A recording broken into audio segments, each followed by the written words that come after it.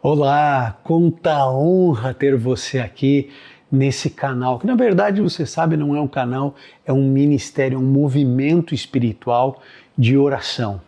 E se você precisa de oração, já pode deixar aqui nos comentários o seu clamor, porque eu e voluntários do mundo inteiro entram aqui, leem os pedidos de oração e oram, intercedem. E olha, os milagres, os testemunhos têm se multiplicado, não porque haja algum poder extraordinário nesse ministério, nada disso. O poder não é nosso, o poder é do alto, o poder é do céu. E Deus olha com carinho para você. Ele não apenas visita aqui os nossos comentários, eu tenho certeza que Deus faz morada no seu coração. E que gostoso podermos gastar alguns minutinhos para a gente orar antes de dormir, agradecer a Deus pelo dia, agradecer pelas vitórias, pedir que Deus nos livre das derrotas, que nos dê novo ânimo amanhã, que Ele possa permitir que as misericórdias dele se renovem no dia que virá.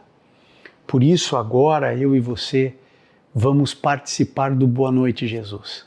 É a nossa oração da noite, é uma oração poderosa, é uma oração de fé, de proteção, de libertação, uma oração para Deus nos entregar a vitória que tanto precisamos, para desamarrar todas as correntes que estão nos prendendo. Eu tenho certeza que você vai se sentir muito melhor depois de passar esses poucos, mas importantíssimos minutos aqui conosco. Deus abençoe você, Deus abençoe o seu lar, a sua família. Eu oro a Deus para que você tenha uma noite de repouso, com tranquilidade, onde os anjos do Senhor protejam você e sua família. E claro, minha gratidão a você, que sempre deixa o seu like, que sempre compartilha esperança para que outras pessoas também possam receber a mesma mensagem que você vai ouvir agora. Fique com Jesus e agora vamos para a nossa oração da noite. Um grande abraço para você e que Deus tenha piedade de nós. Você conhece o Salmo 121? Ele é um salmo curto. Aliás, ele tem 8 versos apenas. E você acredita que eu tive que sublinhar todos os versos? Porque é um salmo incrivelmente poderoso, misterioso e poderoso. Esse salmo deveria ser decorado por você e por mim. Salmo 121, todo, do verso 1 até o verso 8. A gente vai ler e vai entender porque esse salmo deveria ser lido pelo menos uma vez por semana na nossa casa, em voz alta. Você vai entender isso. Seja bem-vindo à nossa oração da noite. Você está no Boa Noite Jesus. Meu nome é Ivan Saraiva e eu desenvolvo um ministério junto com muitas pessoas. E você pode fazer o seu clamor, o seu pedido de oração nos comentários. Nós vamos orar por você, pela sua família. Vamos implorar a Deus misericórdia, pedir que Ele esteja com você, com a sua casa, com a sua família. Então escreva aqui nos comentários o seu clamor, o seu pedido de oração, tá bom? Então nós vamos ler o Salmo 121 e você vai entender por que ele é tão poderoso, por que ele é misterioso e por que você deveria ler ele em voz alta uma vez por semana aí na sua sala. Olha só o que diz. Levanto os meus olhos para os montes e me pergunto, de onde me vem o socorro? O meu socorro vem do Senhor, que fez os céus e a terra. Ele não permitirá que você tropece. O seu protetor se manterá alerta, sim, o protetor de Israel não dormirá. Ele está sempre alerta. O Senhor é o seu protetor. Como sombra que o protege, Ele está à sua direita. De dia, o sol não o ferirá, nem a lua de noite. O Senhor o protegerá de todo o mal. Protegerá a sua vida. O Senhor protegerá a sua saída e a sua chegada, desde agora e para sempre. Por que esse salmo é tão poderoso? Porque a atitude de Davi é algo que remete ao poder de Deus. Quando ele olha para as montanhas anfractuosas, poderosas, aparentemente da perspectiva humana eternas, entra geração e sai geração, lá estão os montes. Ele diz, eu levanto os meus olhos para os montes. Aí ele olha tudo aquilo, toda aquela imensidão, ele diz assim, de onde me virá o socorro? E é incrível, porque Davi declara que o socorro vem do Senhor que fez os céus e a terra, ou seja, foi Ele que fez toda essa imensidão. Ele que fez essas montanhas. E aí ele declara, Deus não permitirá que eu tropece. O protetor de Israel se manterá alerta, ele não dormirá. O Senhor é o meu protetor. Como sombra que me protege, Ele está à minha direita. É um salmo de proteção. É um salmo de poder para que você possa lançar fora todo tipo de medo. As pessoas, elas estão carregadíssimas de medo. Ela tem medo, uma pessoa tem medo que o filho se perca para as drogas, que o filho se perca na prostituição, tem medo que o filho se perca nas suas escolhas, o outro tem medo de perder o emprego, o outro tem medo de que o casamento acabe, o outro tem medo de sair de casa à noite, o outro tem medo. Mas esse é um salmo que te protege, por isso ele é poderoso. Ele é misterioso porque quando aqui ele diz, olha, o sol não te ferirá, nem a lua de noite. Sabe por que Davi disse isso? Não era por causa do câncer de pele não, viu? De dia o sol não te ferirá, porque muitas nações eram adoradores dos astros, do sol, da lua, das estrelas. E eles acreditavam que o sol tinha poder de castigar, de ferir, de destruir, assim como a lua. Então, se a pessoa estava doente e ficou doente à noite, a lua estava ferindo ele. Se ele ficou ferido de dia, era o sol. E Davi lhe diz assim, não, o sol não vai te ferir, nem a lua de noite. O Senhor te protegerá de todo o mal, protegerá a tua vida. O Senhor protegerá a sua saída e a sua chegada. Você entendeu porque você deveria ler esse salmo em voz alta aí na sua sala? Porque a sala é onde a gente chega. É o primeiro lugar onde as pessoas entram, geralmente é assim. O Senhor vai proteger a tua saída e a tua chegada. Quando você colocar os pés para fora da tua casa, Deus vai te acompanhar até você chegar. Saída e a chegada. Você crê que Deus vai proteger teu filho, que está longe? Vai proteger tua filha? Tem coisas acontecendo agora no coração do teu filho que você nem sabe. Existem pensamentos na mente da sua filha que você vai morrer sem saber. Mas eu preciso orar crendo que Deus vai proteger a entrada e a chegada deles.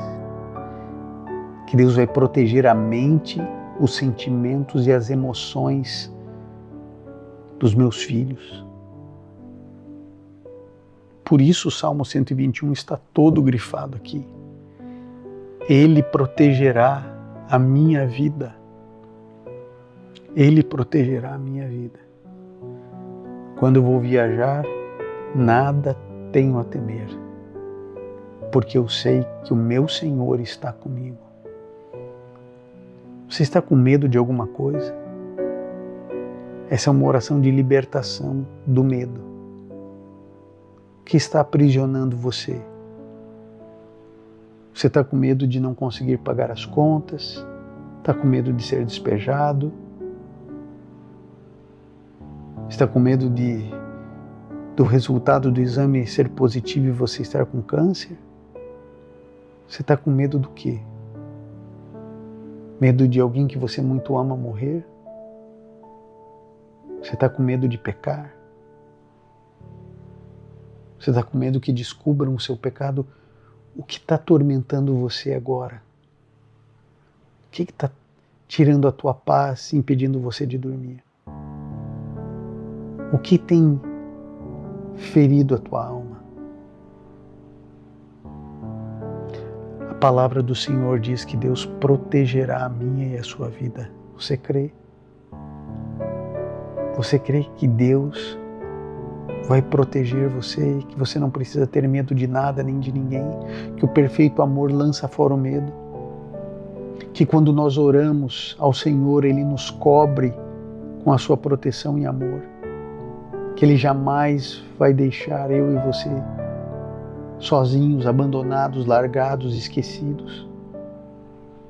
Creia em nome de Cristo, acredite. Deus é o seu Criador, Deus é o seu mantenedor. Ele jamais vai permitir que você tropece em alguma pedra. Por que você não faz como Davi?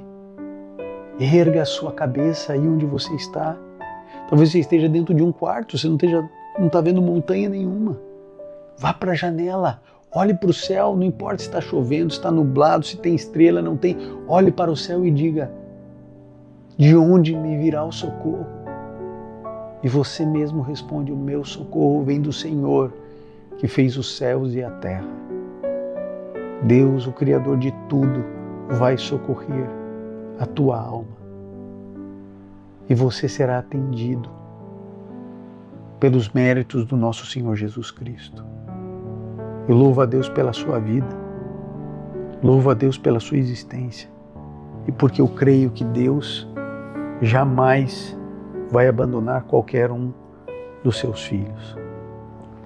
Olha, querido, eu quero orar com você. Nós vamos orar juntos agora. Você já fez seu pedido de oração nos comentários, no chat, você já fez o seu clamor. Nós vamos orar juntos agora. Se você quiser receber as meditações que eu escrevo todos os dias e envio para as pessoas que desejam, eu vou colocar o link fixado nos comentários para você clicar. Aí você vai assistir ali uma mensagenzinha rápida onde eu vou te explicar como você vai fazer para poder receber. Tá bom? Deus abençoe você, Deus abençoe o seu lar. Vamos juntos orar. Bondoso Pai, nós estamos orando para que o Senhor lance fora o medo. Na nossa palavra do dia, no verso bíblico de hoje, o Salmo 121 nos traz tanta esperança. Um salmo de poder, um salmo de proteção, onde encontramos nele as dimensões do teu amor. Por favor, Senhor, nos proteja, tire esse medo que nos impede de dormir, que está deixando sempre a gente com frio na barriga, coração apertado. Precisamos do Senhor mais do que qualquer coisa. É por isso que estamos aqui. Porque queremos receber do Senhor as orientações e queremos receber a tua paz, que é diferente da paz do mundo. Cuida de nós, Senhor. Em nome e por amor de Jesus. Amém. Querido, você ficou até aqui.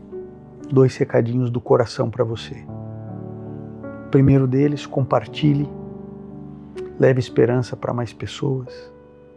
Seja uma missionária, um missionário que aparentemente é virtual, mas que alcança vidas reais. Então compartilhe, deixe seu like, é muito importante isso para o YouTube pregar o Evangelho. Segunda coisa, vai entrar uma tela preta. Daqui 1 minuto, 1 minuto e pouquinho, vai começar um sermão. que eu vou colocar aqui para você. Eu tenho certeza que aqueles que assistirem esse sermão nunca mais serão os mesmos. Nunca mais serão os mesmos. Deus vai tocar o seu coração para que você assista, para que a sua vida seja transformada. Deus abençoe você. Deus abençoe o seu lar. Se você não quiser assistir o sermão, tudo bem. Pode desligar e amanhã, 15 para as 6 da manhã, nos encontramos aqui mesmo no YouTube, 15 para as 6 da manhã. Um grande abraço a todos vocês e até lá.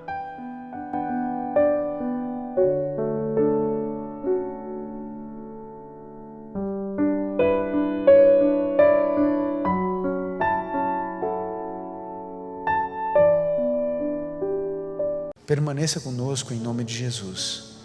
Amém. João, no capítulo 4, no verso 46, em diante diz o seguinte: Jesus foi outra vez a Caná da Galileia, onde tinha transformado água em vinho. E havia ali um oficial do rei, cujo filho estava doente em Cafarnaum. Quando ouviu dizer que Jesus tinha vindo da Judeia para a Galileia, foi até ele e pediu-lhe que fosse curar seu filho que estava morrendo. Então Jesus lhe disse: se vocês não virem sinais e prodígio, de modo nenhum crerão. O oficial pediu mais uma vez: Senhor, venha antes que meu filho morra. Jesus respondeu: vá, o seu filho vive. O homem creu na palavra de Jesus e partiu.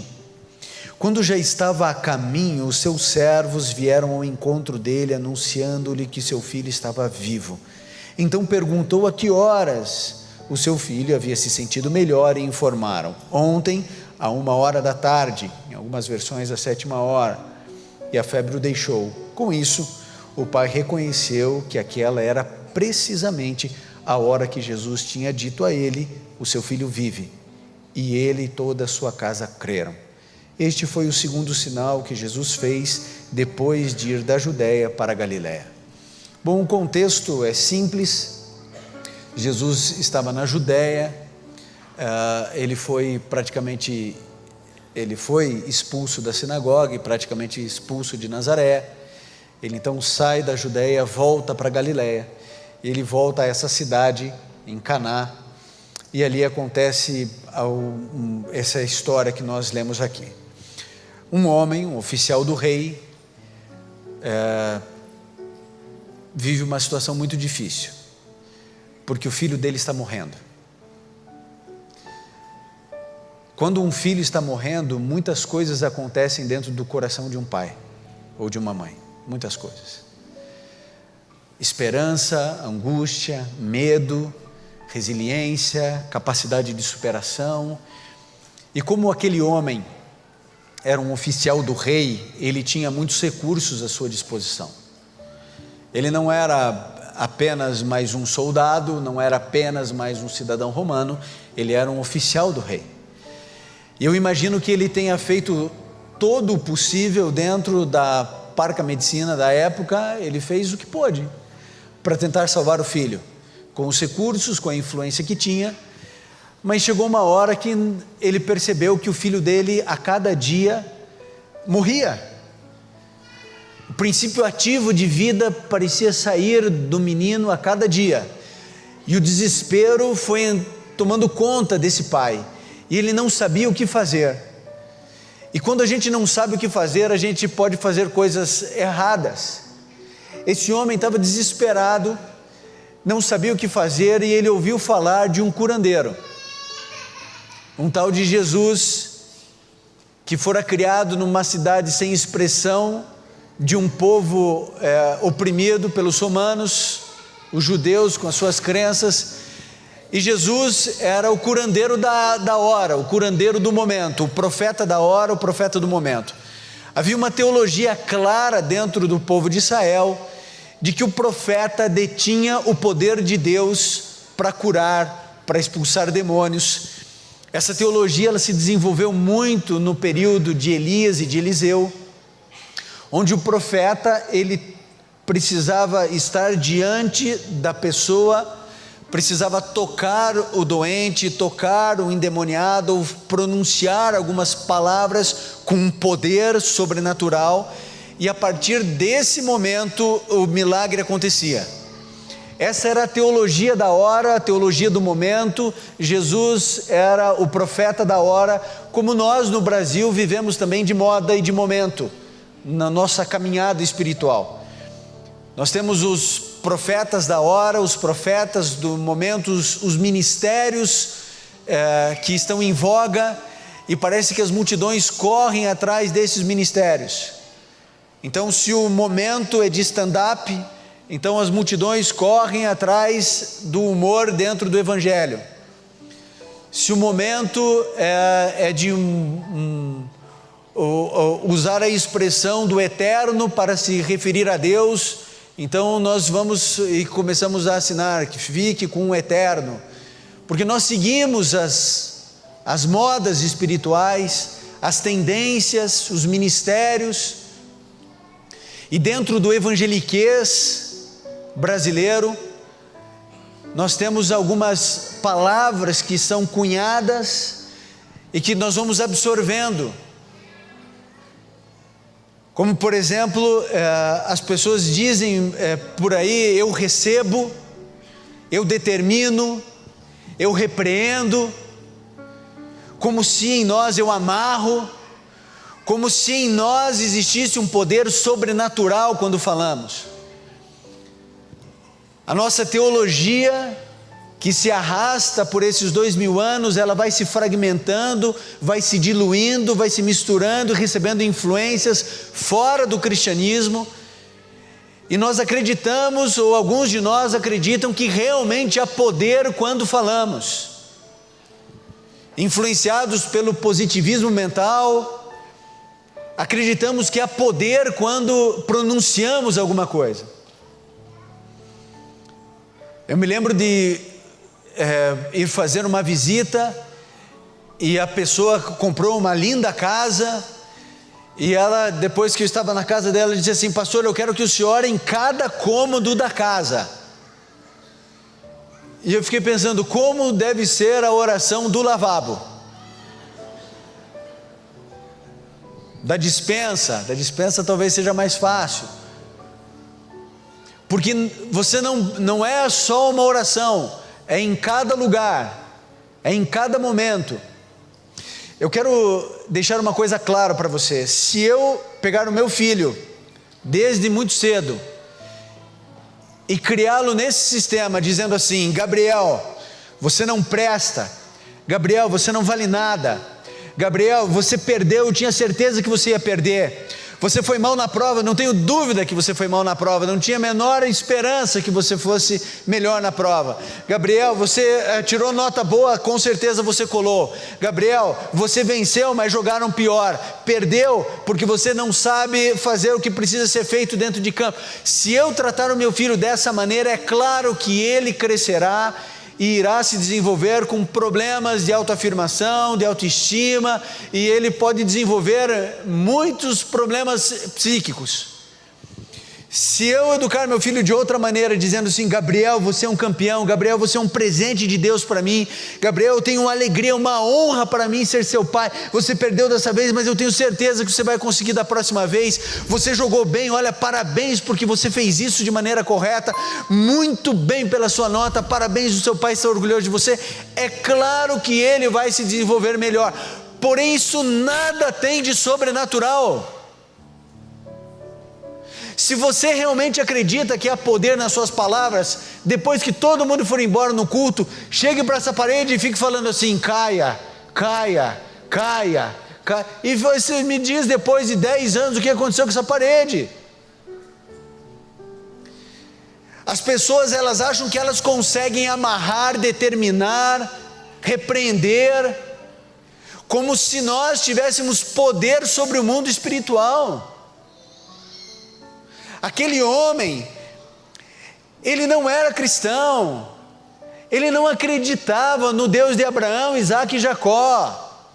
Aquele homem era pagão, ele não acreditava em Jesus como Messias, ele nem conhecia a história do Messias, ele não queria ter relacionamento com Jesus, a única coisa que ele queria era acessar um poder espiritual, um poder sobrenatural, porque o filho dele estava morrendo, e quando um filho está morrendo, você faz qualquer coisa, é como se você tentasse todas as alternativas médicas, você é uma pessoa estudada, racional, você acredita na medicina convencional, e você fez tudo possível, nada resolveu, e você ouve dizer que tem uma mulher lá em Maués, no interior do Amazonas, que faz uma garrafada, e você não acredita em garrafada, mas é o teu filho que está morrendo, e chega uma hora que você diz assim: eu vou para Maués, e toda a tua família diz: mas você está louco, não faça isso, teu filho está morrendo, pode ser que teu filho morra quando você estiver lá, mas você está em desespero, e você vai para Maués e traz 6 garrafas PET de 2 litros cada, porque é a tua única esperança. Aquele homem, ele não foi atrás de Deus, do Deus de Israel, ele não foi atrás do Messias, ele foi atrás da cura para o filho dele. Aquele homem estava em Cafarnaum e para Caná da Galileia, aproximadamente 25 quilômetros. Você pode imaginar que aquele homem deve ter pego a melhor montaria à disposição dele, talvez um daqueles cavalos que corriam nas corridas de biga. E aquele homem fez ali em 1h20, 1h30, talvez 1h15, correndo desesperadamente, sem parar para ir no banheiro, sem parar para tomar água. Você pode imaginar que ele chegou ao pó, literalmente, só poeira.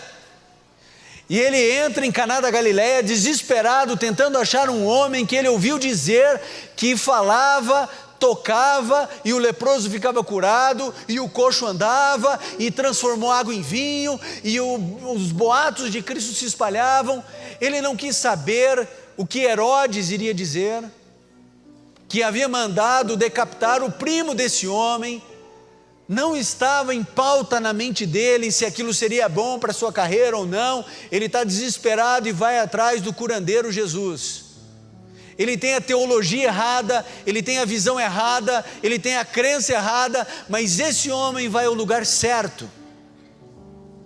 Ele vai a Cristo.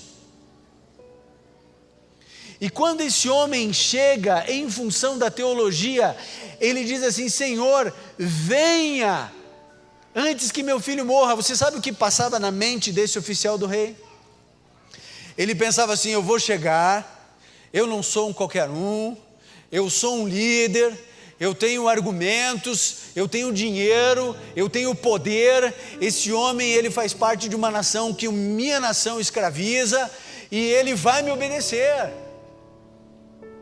Quando ele chama Jesus de Senhor, é só pro forma e de respeito. Esse homem está desesperado, sabe-se lá de que jeito esbaforido esse homem chega, e na mente dele, ele diz assim: ó, venha comigo. Ou seja, na cabeça dele, Jesus ia subir na garupa do cavalo, e eles iam, mais 1h30, a todo vapor. E ele estava dizendo nessa frase, quando ele declara: Senhor, venha antes que meu filho morra. Aqui há 3 ideias muito claras. Ele está dizendo: contra o Senhor, Jesus de Nazaré, contra o Senhor existe o problema da distância. Nós estamos a 30 quilômetros, 25 quilômetros de distância. Contra o Senhor existe o tempo. Nós precisamos correr, e para que as coisas aconteçam é 1h e 1h30 a gente vai chegar. E contra o Senhor está a gravidade do problema do meu filho, antes que meu filho morra. Contra o Senhor está a distância, contra o Senhor está o tempo, contra o Senhor está a gravidade do problema. Esse homem não tinha a menor ideia de com quem ele estava falando. Querido, esse homem estava falando com o dono do tempo. Ele estava falando com o dono da geografia. Ele estava falando com o homem que estabeleceu em si a onipresença e se reduziu a não estar naquele momento dessa forma, mas Jesus conhecia cada coração, cada pensamento. Você realmente acha que existia alguma situação grave que Jesus não pudesse resolver? Aquele homem não tinha ideia de com quem ele estava falando. Aí Jesus Cristo pega para ele e diz assim: eu não vou subir nesse cavalo não, eu não vou na tua casa, eu não vou orar em cada cômodo, eu não vou impor a mão sobre o seu filho, eu não vou deitar o meu corpo sobre o seu filho, mas fique tranquilo porque o teu filho vive. Assim, simples, só isso. A gente acha que Jesus é assim, né? Quando vai ressuscitar a menina, Jesus fala assim: Talita, porque a gente quer a pirotecnia, né? A gente acha que Talita, e aí tem um tremor de terra, né? E as pessoas na casa fazem: o que é isso? Jesus disse assim: levanta, menina. E ela levanta. Jesus acorda, espreguiça e diz: acalma, mar. Para, vento. É o dono do vento, é o dono do mar, é o dono da vida. Lázaro, sai. Jesus não precisa impostar a voz. Já viu o locutor de rádio, né? Quando vai falar em público, o cara já tem a voz bonita, mas tem que ser mais, né? Aí ele fala: oi, bom dia a todos. Eu nem impostando, se eu dependesse de impostar a voz, eu estava passando fome. Jesus disse para aquele homem: teu filho vive. E sabem o que aconteceu aqui? Vocês sabem o que aconteceu aqui? A Bíblia diz que esse homem creu. E a partir de agora, nesse momento do sermão, se você permitir, a sua mente vai abrir como a minha abriu.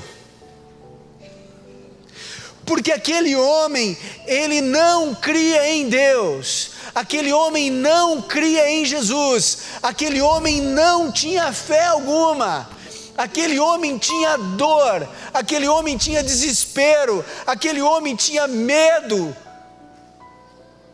Mas ele vai ao lugar certo, e a Bíblia diz que depois que Jesus falou, ele creu. A ordem é essa. Algumas pessoas acreditam que elas têm fé. As pessoas, elas confundem fé com torcida. O indivíduo diz assim: não, eu tenho fé, ainda faz figa assim: eu tenho fé, tenho fé. Querido, fé não é isso. Eu preciso dizer uma coisa para você: você não tem fé.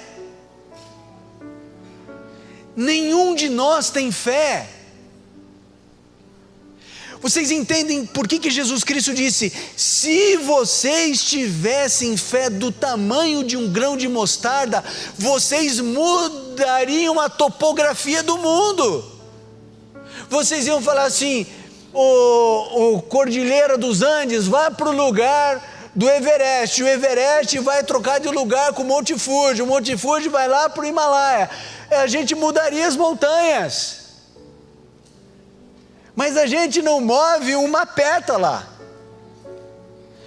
porque o ser humano não foi dotado de fé.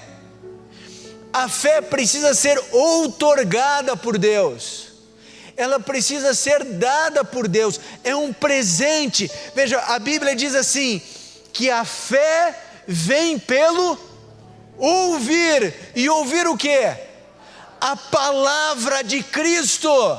Aquele homem só creu depois que ele ouviu a palavra de Cristo: o teu filho vive. Para que você possa ter fé, Cristo precisa dizer: eu vou colocar a fé em você, porque nós não cremos. Fé não é a capacidade de confiar, fé é outra coisa. Você confiava que ia chegar aqui nessa igreja, que os bancos estariam aqui e que eu de fato estaria aqui, ou quando você pega um avião, você tem que confiar que o piloto é realmente capacitado, aquela história toda.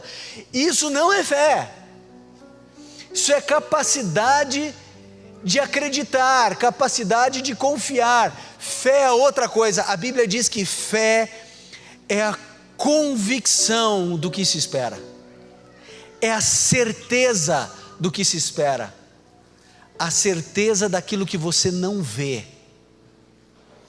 A Bíblia diz assim: vós sois salvos pela graça, mediante a fé, e isso não provém de vós. Então, quando a pessoa diz assim para mim: pastor, eu preciso orar, mas eu não tenho fé para orar. E eu digo: bem-vindo ao clube. A gente não tem fé. Agora, sem fé é impossível agradar a Deus. Logo, nós não conseguimos agradá-lo, a não ser que haja a palavra de Cristo. Vocês se lembram daquele pai? Falou assim: Senhor, o Senhor estava lá no Monte da Transfiguração, com Pedro, Tiago e João, eu estava com os seus 9 discípulos aqui, eles tentaram expulsar o demônio do meu filho, não conseguiram. O demônio toma conta dele, joga na água, joga no fogo para matá-lo, impede que ele fale, impede que ele ouça. Se o Senhor puder, faça alguma coisa. Aí Jesus olha para ele e fala assim: se eu posso, tudo é possível àquele que crê. Aí o homem diz assim: eu creio. Na mesma hora o homem, ele fala assim: Senhor, desculpa, eu não creio, me ajuda a crer. Sabe quando você ora, amigo, e parece que não adiantou nada? É porque a nossa oração, ela não tem o elemento fé. O clamor desse homem também não. Ele não cria em Deus de Israel, não cria em Jesus como Messias, não queria ter um relacionamento íntimo com Jesus, ele queria acessar o poder de Deus, que é exatamente isso que nós queremos hoje em dia.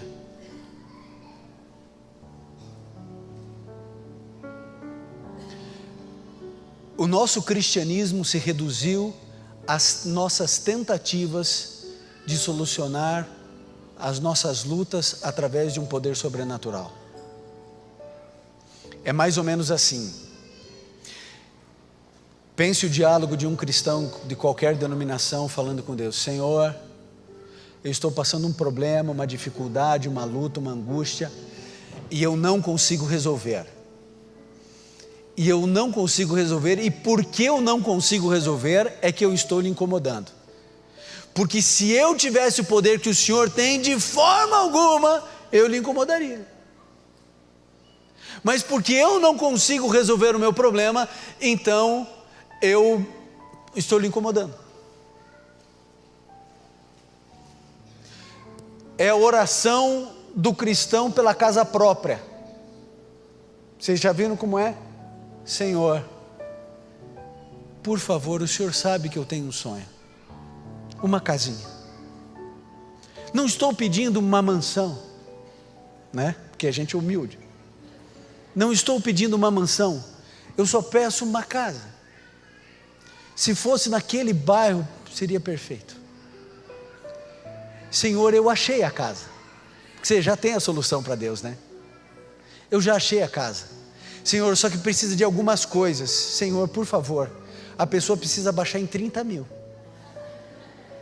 E depois, Senhor, precisa aprovar o meu financiamento. E eu preciso do juro real a 7,65, porque senão eu não vou conseguir pagar o financiamento. Então, Senhor, se o Senhor tocar o coração daquela pessoa, Se o Senhor permitir que as coisas funcionem, que saia o meu financiamento, aí vai dar tudo certo. A gente chega para Deus já com a solução, como esse homem: Senhor, sobe no cavalo e vamos sair correndo, comendo poeira. Aí o Senhor vai chegar antes que ele morra, e o Senhor chega lá, o Senhor vai impor a mão sobre ele, o Senhor vai orar, e aí ele vai levantar, ele vai ficar tudo bem, porque a gente acha que a gente tem a solução para o nosso problema. A nossa insanidade espiritual chegou a esse nível, onde nós apresentamos a Deus o problema, porque a gente só quer acessar o poder dele, mais nada. Porque se a gente não tem o problema, a gente nem ora. Então eu acesso esse poder e eu já digo qual é a solução: o Senhor precisa permitir que dê tudo. Aquele homem, ele veio com uma teologia errada, com uma crença deturpada, com uma solução torpe, mas ele foi ao lugar certo. Uma vez uma senhora falou assim para mim: pastor, eu tenho dificuldade de orar, como é que a gente ora? Eu disse assim: olha, a Bíblia diz que a gente não sabe orar como convém, então ora de qualquer jeito. E ela disse assim: mas pastor, eu tenho medo de falar besteira. Eu falei assim: você acha que alguém em algum momento da história falou alguma coisa para Deus que não fosse besteira?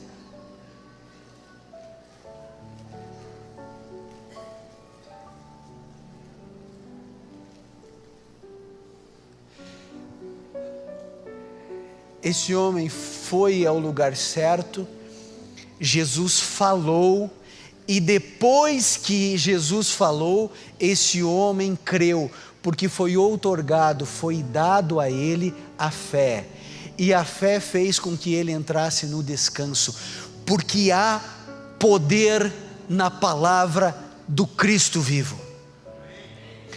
Quando Cristo fala, amigo, não existem problemas no mundo, nem no seu coração, nem na sua mente.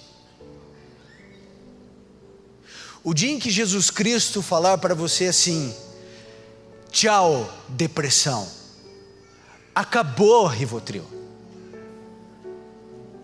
pode fechar a fábrica. Eu conheci um homem chamado Jefferson Turbay Braga, foi meu professor de língua portuguesa. O pouco que eu sei de português eu aprendi com esse homem. Esse homem, antes de se converter, vivia vida louca, vida bandida, droga, todo tipo. Um dia fizeram um convite para ele para uma festa numa outra cidade, onde era proibido bebida, proibido cigarro, proibido comida, só droga. E ele foi, fechada, convites exclusivos, vagas limitadas, vida louca. Esse homem foi para a festa, misturou tantas drogas, conhecidas e desconhecidas para ele, que ele sai vagando pelas ruas daquela cidade que ele também não conhecia, e ele sabe que vai morrer.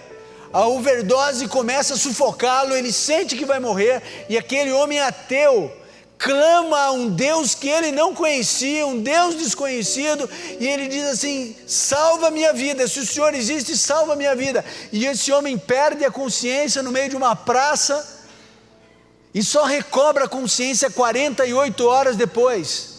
48 horas depois, quando esse homem levanta, sujo, imundo, ele levanta, sem nenhum tipo de vício na vida dele.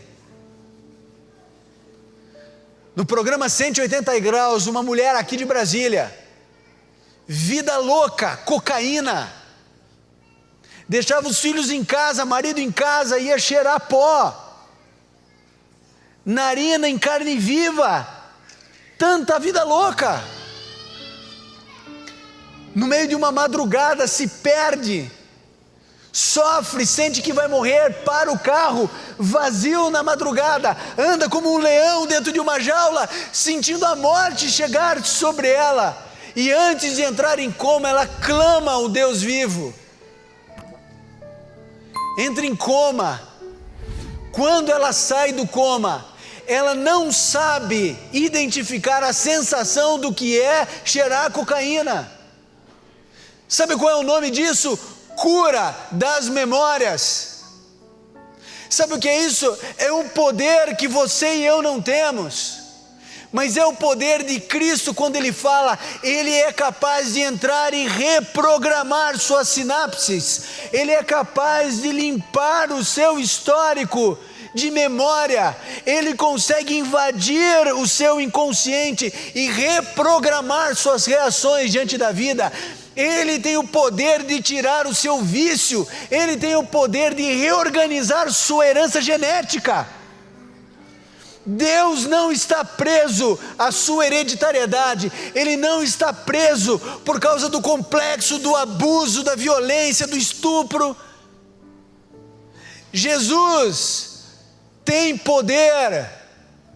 Nada do que acontece na sua vida é desimportante para Ele, nada do que acontece na sua vida é difícil demais para Ele resolver. Agora, o que eu e você precisamos fazer é ir e lutar com Deus. Nós não sabemos mais o que significa lutar com Deus. A Bíblia diz que esse homem, depois que Cristo falou, ele creu e ele entrou em descanso.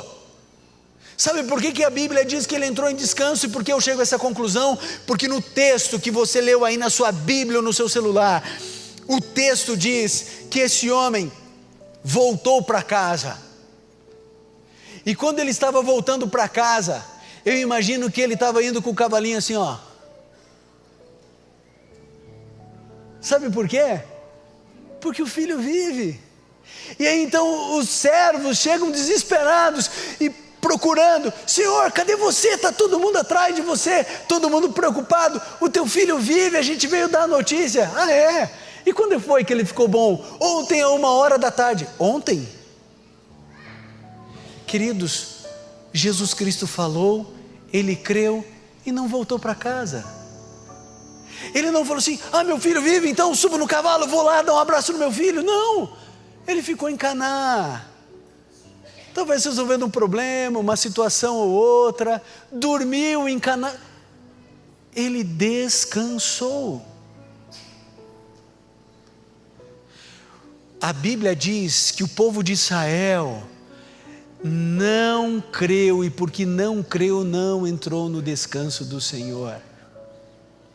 Se você está angustiado, se você está ansioso, se você está preocupado, sabe o que é? Sabe qual é o seu problema? Eu não tenho medo de afirmar que você não foi a Cristo. Você pode ter ido ao grupo de oração, você pode ter ido no pequeno grupo, você pode ter ido onde você for, mas você não foi a Cristo. Porque a Bíblia diz que Jesus Cristo, quando veio a essa terra, disse: aqueles que vierem a mim, de modo algum os lançarei fora. E quando você vai a Cristo, Cristo outorga a fé, e a fé produz descanso. Você não está em descanso? É porque não foi a Cristo. E eu sei que nesse momento tem algumas pessoas se retorcendo, falando assim: não, mas eu fui. Não, não foi. Não, mas eu fui a Cristo. Não foi. É mais fácil você estar enganado e promovendo o auto-engano do que Cristo ter mentido. Ele disse: aqueles que vierem a mim, de modo algum os lançarei fora. Agora, sabe qual é o nosso problema? A gente acha que ir a Cristo é a gente passar 3 minutos de oração, levantar e tentar resolver o problema.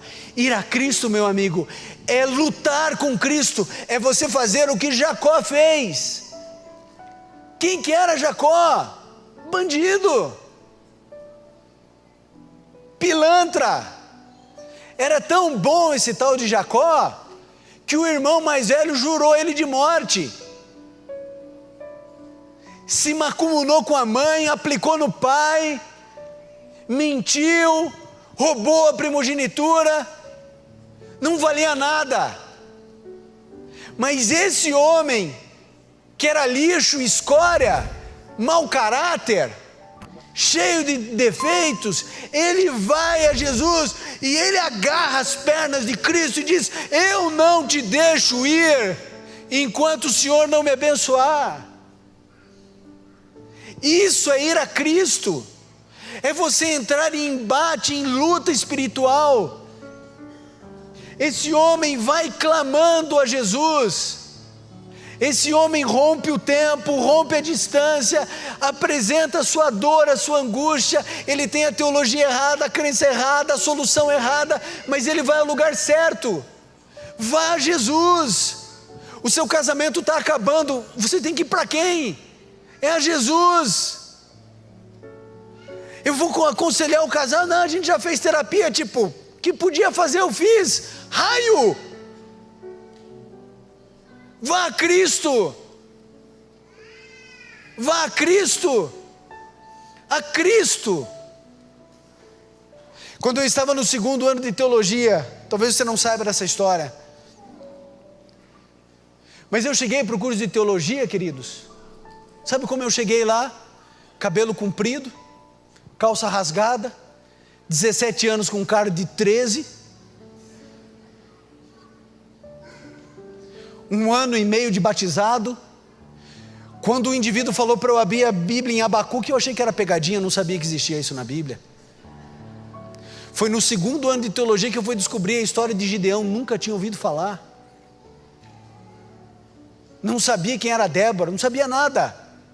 Nunca tinha participado de uma comissão de igreja, nunca tinha sido líder de igreja nenhuma, não sabia nada de Bíblia, nada de história da Bíblia.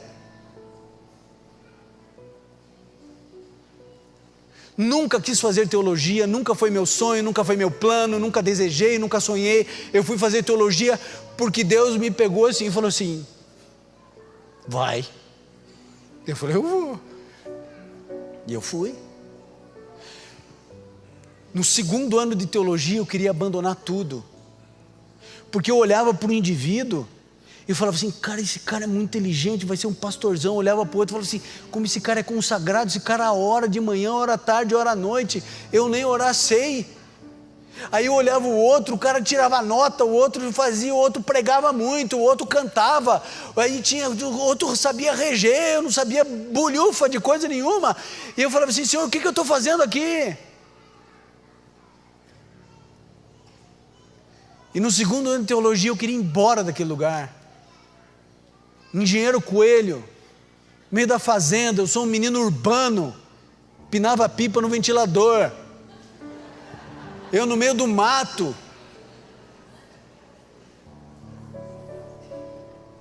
E eu ficava perdido, porque a minha conversão, ela era muito confusa. E eu tinha já quase decidindo ir embora, estava muito angustiado. Eu peguei uma cadeira de plástico, uma Bíblia e um inário, e eu saí às 7 horas da manhã, 2 quilômetros dentro da fazenda, porque eu precisava de um lugar sozinho, porque eu ia precisar gritar. E eu tinha vergonha que as pessoas me vissem gritando, né? E eu fui para o meio da fazenda, e ali eu chorei, e ali eu li a Bíblia, ali eu gritei, ali eu coloquei meu rosto no chão, e eu tornei a chorar, eu tornei a ler a Bíblia, e eu tornei a chorar. E ali foi o meu Val do Jaboque. E vocês sabem que horas eu saí do meio daquele nada? Às 11 horas da noite. E sabem por que eu não saí às 10? E sabem por que eu não saí à meia-noite? Porque foi às 11 horas da noite que Jesus falou comigo, me deu a fé, e eu entrei em descanso. Aí você não sai correndo de volta para ver se o teu filho está ali, vivo. Já aconteceu de você orar, e depois você ser recoberto com uma paz assim no seu coração? Já aconteceu? É porque Jesus te deu a fé, e a fé gera o descanso. O que você precisa lembrar é que Jesus Cristo disse, você tem que vir a mim para ter o descanso. Venham a mim todos os que estão cansados e sobrecarregados, eu vou aliviar a dor de vocês. Eu encerro a mensagem de hoje contando para vocês uma coisa que aconteceu comigo aos 10 anos, quando eu tinha 10 anos. Eu sempre fui uma criança muito agitada, daquelas que dormem com a cabeça aqui e viram a noite inteira para lá, para cá, para cima, para baixo. E aquela noite era uma noite comum, eu continuava me virando para cima e para baixo. E a minha mãe não sabia, mas eu estava convulsionando. Mas como eu sempre me mexi muito, ela nem deu bola para aquilo. E eu fiquei convulsionando 10 minutos, 15, 20, meia hora, 40 minutos, 50 minutos, uma hora e tanto. A minha mãe não sabia, ninguém sabia, mas o meu cérebro fritando. Quando a minha mãe consegue detectar o Espírito Santo, ela pensa, esse menino está mexendo de muito. Ela não pensou menino, ela falou na cabeça dela piá, porque a gente é de Curitiba. Esse piá está mexendo muito. Quando foi ver, liga para o médico, no prédio que a gente morava tinha um médico, amigo nosso, ele saiu correndo, já ligou a ambulância, aquele negócio todo, eu já vou em coma direto, né? Já entro para UTI. E naquela época, eu digo naquela época porque ele é falecido, eu tinha um tio muito rico, bem rico mesmo, e ele gostava muito de mim. Então ele, quando soube aquele negócio todo, de madrugada, ele já me mandou para a melhor junta médica que ele conseguiu acessar, para o melhor hospital que tinha em Curitiba, os melhores equipamentos, tudo que tinha de melhor na época, na cidade, estava ali à minha disposição. E a junta médica reuniu, depois de vários procedimentos, no dia seguinte, reuniu a família e disse assim: olha, o que a gente podia fazer, o que a medicina podia fazer, foi feito, agora só depende dele. A minha tia era mais assim, animada, ela falou: que história é essa? Que sempre tem alguma coisa para fazer, pode fazer sim. Eu falei: não, tem, a gente pode colocar ele numa UTI aérea, mandar ele para o Sírio-Libanês, mas os equipamentos de lá são os mesmos daqui, a junta médica de lá a gente conversa o tempo inteiro, nos casos é a mesma coisa, mas se vocês quiserem. E aí eles decidiram, por uma questão familiar, todo mundo ali em Curitiba, que eu permanecesse ali. E aí vocês podem imaginar o desespero da família, porque eu com 10 anos era a criança mais fofa do mundo. Pena que eu não trouxe uma foto.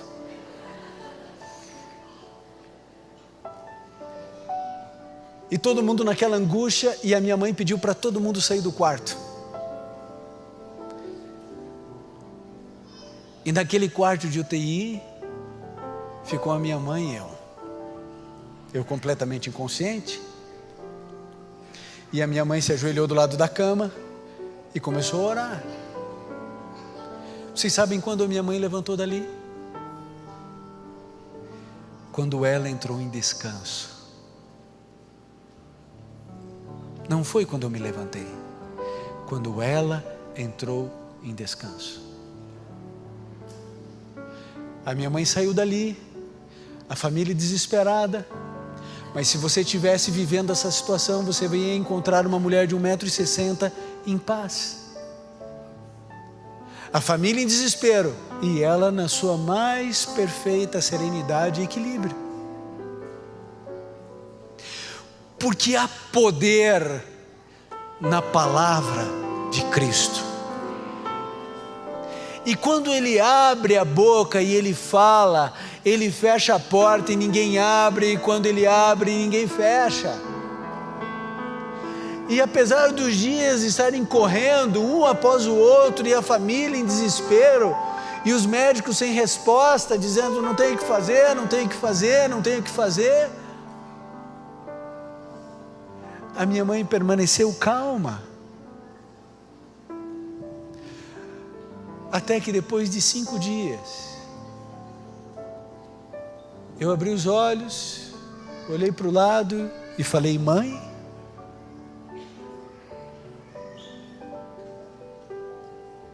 vá a Cristo. Teu filho está fora dos caminhos de Deus, vá a Cristo. Você descobriu que alguém que você muito ama tem câncer, vá a Cristo.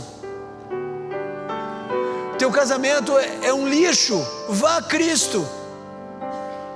Você perdeu o relacionamento com o seu neto, com a sua neta, vá a Cristo. Seu filho não fala com você, seus filhos estão brigados, há anos não se falam, vá a Cristo. Você perdeu alguém que você muito ama, a depressão tem destruído você, vá a Cristo. É a Cristo que você tem que ir. Não é igreja, não é pequeno grupo, não é corrente de oração, não é jejum. Não vá a Deus apresentando a solução dos seus problemas, não vá a Deus com a sua teologia torpe, deturpada, errada, equivocada. Vá a Cristo apenas com a tua dor, porque nada pode ser mais sagrado para Deus do que a tua dor. Nada é mais sagrado do que as tuas lágrimas. O que você tem que apresentar para Ele é a tua lágrima, a tua dor, a tua angústia. E aí você agarra nas pernas de Cristo e diz: eu não saio daqui enquanto o Senhor não me abençoar. Uma migalha que caia da tua mesa vai salvar a minha família. Eu não sei qual é o teu problema, a tua angústia, eu sei as minhas. Eu não sei qual é o teu vício, a tua luta, a tua dor. Mas só existe um lugar de libertação no universo. Esse lugar é em Cristo. Em Cristo. E somente a Cristo. Eu preciso encerrar o sermão. Queria passar mais 1 hora aqui. Mas eu preciso encerrar. E eu não posso ir embora da Igreja Central de Brasília, que sempre me acolheu com tanto amor, sem fazer um apelo aqui nessa manhã. E o meu apelo, como sempre, é simples, claro e transparente. Será que existe alguém aqui que ainda não entendeu, mas hoje compreendeu, que você vai a Cristo obedecendo? Querido, foi o Senhor Jesus, o seu Redentor, o meu Redentor, que disse: você precisa passar pela experiência do batismo. Porque o batismo, amigo, é a destruição de quem é você, e nada pode ser melhor do que isso. A morte do eu. Entenda o que eu vou dizer para você agora. Um ateu, ele não precisa de Cristo para ser um pai melhor. Ele lê 3, 4 livros, ele pode ser um pai mais presente, mais atuante, mais amoroso, mais dedicado. Um ateu não precisa de Jesus para ser um bom marido. Ele pode fazer terapia, ele pode ler livros, ele pode assistir palestras, e ele pode redescobrir a paixão que um dia uniu, e ele pode ser um marido melhor.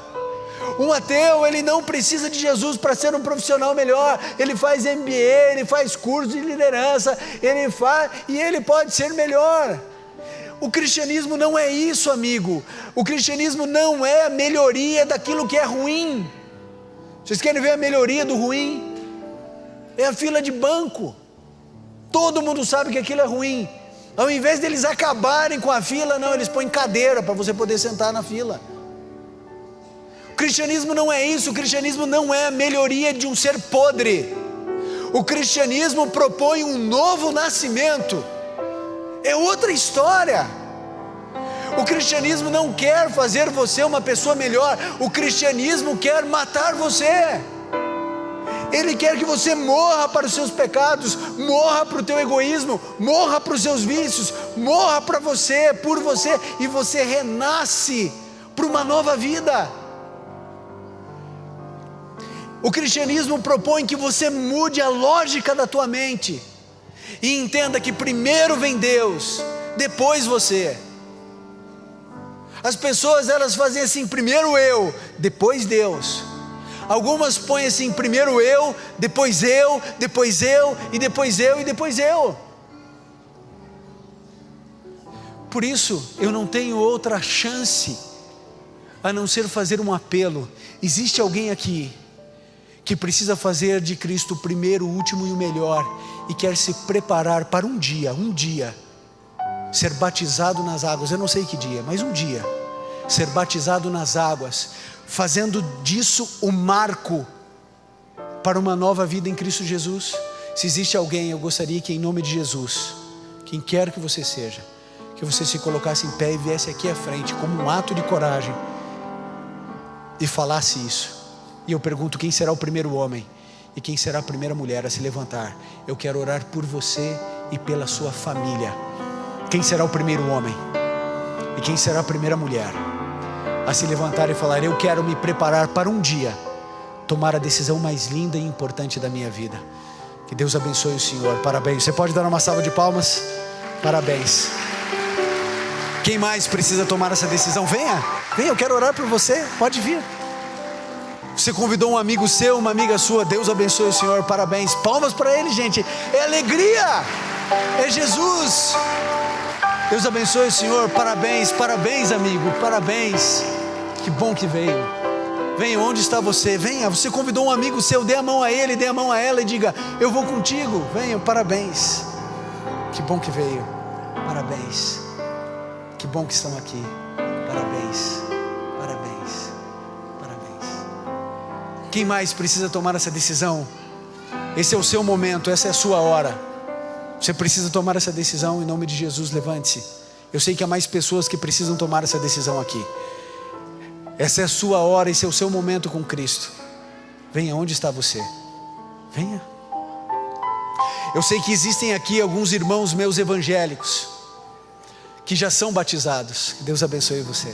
Parabéns. Eu sei que existem irmãos meus aqui evangélicos que já foram batizados. Você já é convertido. Você ama Jesus. Você tem um relacionamento lindo com Ele. Mas você tem ouvido as minhas mensagens na internet. Parabéns. Vocês têm ouvido minha mensagem na internet. Você tem assistido a Novo Tempo. E você sente no seu coração que o Espírito de Deus tem convidado você para mudar de igreja. Você não precisa de um novo batismo, você já é batizado nas águas, mas você sente que precisa de uma mudança radical na sua vida, e nem sempre isso é fácil. Existe alguém aqui que precisa tomar uma decisão como essa? Eu quero orar por você, que Deus abençoe você. Palmas, por favor, gente. Parabéns. Venham, esse é o momento. Que Deus abençoe. Parabéns. Quem mais precisa tomar essa decisão? Que bom que veio, amigo. Parabéns. Venha, em nome de Jesus, venha. Será que existe alguém aqui afastado dos caminhos do Senhor e precisa voltar para Jesus? Você sabe que você está longe de Cristo, você precisa voltar. Você permitiu que o Espírito de Deus falasse ao seu coração hoje. Você vai entrar com uma luta com Cristo até entrar no descanso, até receber a fé. Venha, onde você está. Deus abençoe vocês.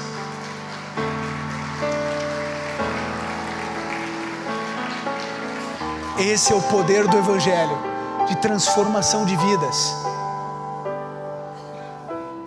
Quarteto Arautos do Rei irá cantar agora. Que bom que veio. Que bom que está vindo. Parabéns. Deus quer fazer tudo novo na sua vida. Ele quer zerar o cronômetro da tua história.